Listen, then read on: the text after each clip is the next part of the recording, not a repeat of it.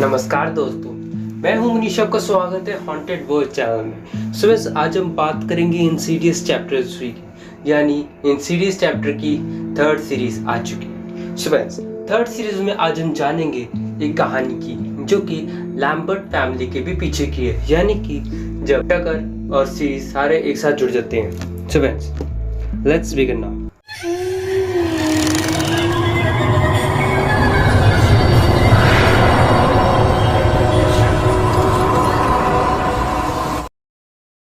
सात की बात है, यानी कि 3 साल पहले लैम्बर्ट फैमिली के भी पहले की एक लड़की होती है क्विंस, जिसकी मॉम ना मर जाती है, मतलब कि आत्महत्या कर लेती है। उसको वो ढूंढना चाहती है, जो कि वो डेमोलॉजिस्ट एलिसे के पास जाती है ताकि उसे ढूंढ सके, उसे मिल सके। लेकिन किसी और कारणों से वो उसकी मदद नहीं कर पाती, क्योंकि ग्रेस थोड़ी बूढ़ी हो गई थी, जिसके कारण वो क्विनेस की अपार्टमेंट में भी जाती है और साथ में बहुत सारी मतलब कि फर्दर में जाकर आत्माओं से बात करती है, उसे ढूंढती है और उसे बताती भी है। अगर हम मतलब कि स्पिरिट से अगर हम बात भी करते हैं तो बहुत सारी दूसरी बुरी स्पिरिट्स भी बात सुन लेती है। क्वींस की अगर मॉम का नाम अगर हम लेते भी है ना, तो साथ में दूसरी बुरी आत्माएं भी उसके साथ वो ढूंढ लेगी, तो इसीलिए वो मतलब कि थोड़ी प्रॉब्लम हो जाती है। क्वींस के ऊपर अपनी सारी जिम्मेवारी थी। क्वींस अपने डैड की वजह से सुनती कम थी, क्योंकि उसके जो डैड थे वो क्वींस डालते थे कि वो अपने भाई की मतलब की सेवा वगैरह ध्यान रखे वगैरह करे, जिसके कारण वो स्कूल के ऑडिटोरियम में भी अपनी परफॉर्मेंस अच्छी से दे नहीं पाती। वहां से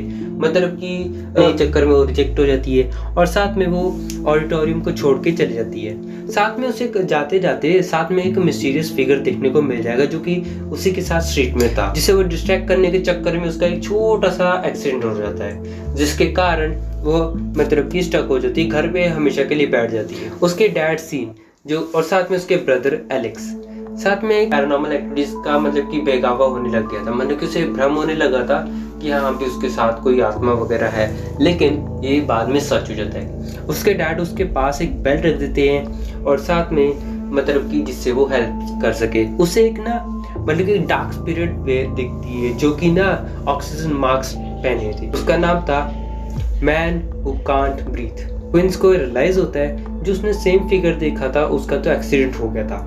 साथ में जो ग्रेस के हस्बैंड थे हैरी, वो भी मतलब कि जा चुके होते, गुजर चुके होते हैं। काफी टाइम बाद एलिसे मिलती है वापस। उसी कुछ टाइम बाद एलिसे के पास वापस जाते हैं जैक, जो कि मतलब कि क्वींस के फादर होते हैं। वो उसे मतलब रिक्वेस्ट करते हैं ताकि वो मतलब कि क्वींस की हेल्प कर सके और साथ में अपने जो उनके जो पति होते हैं जैक, जो पहले मरे थे, जिन्होंने आत्महत्या की थी, उसे भी वो ढूंढ सके, डॉटर की हेल्प कर सके। पहले तो एलिसे शुरू में मतलब कि डार्क विजिट नहीं करती कुछ कारणों के कारण, क्योंकि वो खुद डर चुकी होती है, ओल्ड भी हो जाती है, इसीलिए वो स्पिरिचुअल वर्ल्ड में वापस नहीं आनी, यानी कि जिसे हम फर्दर बोलते हैं वहां पर वापस नहीं जाती। लेकिन फिर भी उसे ब्राइड इन ब्लैक हॉन्ट करती है। बाद में उसके जो दोस्त होते हैं, कलीग्स होते हैं, काल होते हैं, वो स्पिरिचुअल एबिलिटी होते हैं, उसे रिमाइंड कराते हैं उसे सक्सेस को। और साथ में जो जॉश लैबर्ट होते हैं वो स्ट्रॉन्गर होते हैं 1986 में, जो कि पीरियड से स्टिल अलाइव होते हैं। उसके बाद जो कि रिल करती है एलेक डेमोलॉजिस्ट को, जो कि साथ में स्पेक्स और टकर भी होते हैं। वैसे बात बता तो स्पेक्स और टकर भी वहीं पर ही आते हैं क्वींस की हेल्प करने के लिए। एक और चीज और, जब क्वींस मतलब कि बेड पे बैठी होती है तब तो उसे ना नॉकिंग की भी आवाज आती है, मतलब कि उसके साथ ही साथ नॉक भी हो रहा था। लेकिन वो अपने नेबर से पूछती है तुम नॉकिंग क्यों कर रही हो। नेबर को टेक्स्ट भी करती है, जिसके बाद वो नेबर उसे पता था कि मैं घर पे नहीं है, तो वो डर भी जाती है इसी कारण। वैसे क्वींस के ऊपर भी धीरे धीरे करके पैरानॉर्मल एक्टिविटीज होनी शुरू हो चुकी होती है, मतलब उसके ऊपर भी काफी हमले होने शुरू कर देते हैं। बाद एलिसे की मजबूरी बन जाती है ताकि उसकी अब हेल्प कर सके। बार की बात है, मैन हु कांट ब्रीथ वो अटैक करते थे स्पेक्स और टकर पे, यानी सीन और टकन पे।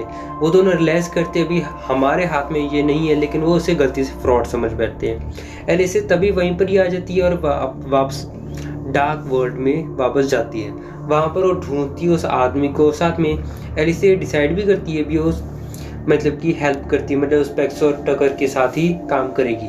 वापस मतलब लड़ाई में जुट जाते हैं। वहीं पर ही वो ब्राइड ऑफ ब्लैक डिस्कवर हो जाती है, यानी कि जैक की स्पिरिट, जो कि जैक की स्पिरिट बोलती है एलिसे कि तुम सुसाइड कर लो, जिससे वो एक साथ रह सके। लेकिन एलिसे जो कि समझ जाती है जैक की स्पिरिट नहीं बोल रही, वही है मैन हु कांट ब्रीथ, जो कि मुझे जानबूझ के बोल रहा है ताकि मैं एलिसे की जो उसकी आत्माएं कैद कर लूं।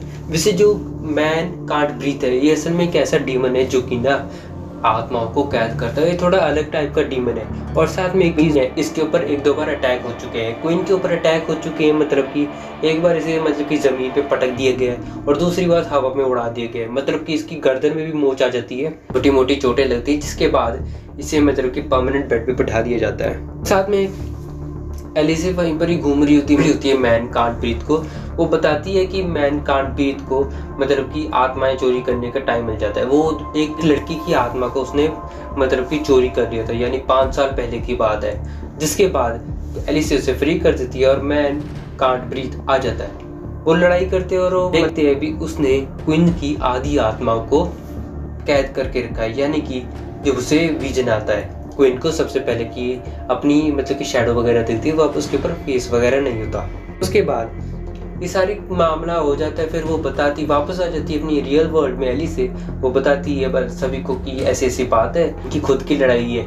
तो क्वीन को सभी हौसला देने लग जाते हैं। वो दिलाते हैं एक लेटर जो कि पढ़कर सुनाते हैं, जो कि उसकी मॉम का होता है, जो कि उसमें बहुत ज़्यादा मोटिवेटेड वर्ड्स होते हैं। क्वीन उसी वक्त मोटिवेट हो जाती है और उस मैन कांट ब्रीथ से इंस्पायर होकर लड़ाई शुरू कर देती है। जिसके बाद वो सभी को डिस्ट्रॉय कर देती है, उससे बच जाती है और वापस आ जाती है। लड़की का नाम था लिली, जो कि इसे उसकी हेल्प करती है। वापस आने के बाद क्वीन अपने फर्दर के लिए आ जाती है और वापस भूल जाती है। एलिसे उसे वर्ड देती है और जिसे फैमिली में इंक्लूड कर लेती है उन दोनों को। मतलब उसके बाद एलिसे बहुत ज़्यादा खुश हो जाती है। एलिसे स्पेक्स और टकर के साथ पार्टनरशिप कर लेती है।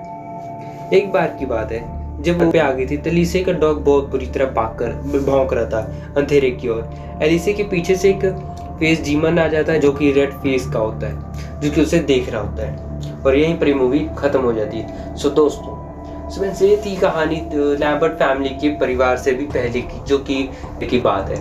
वैसे फ्रेंड्स, अगर आपको हमारी वीडियो पसंद है तो इसे जरूर लाइक कर दीजिएगा। This is hosted by Manish signing off. Take care, be healthy and good bye.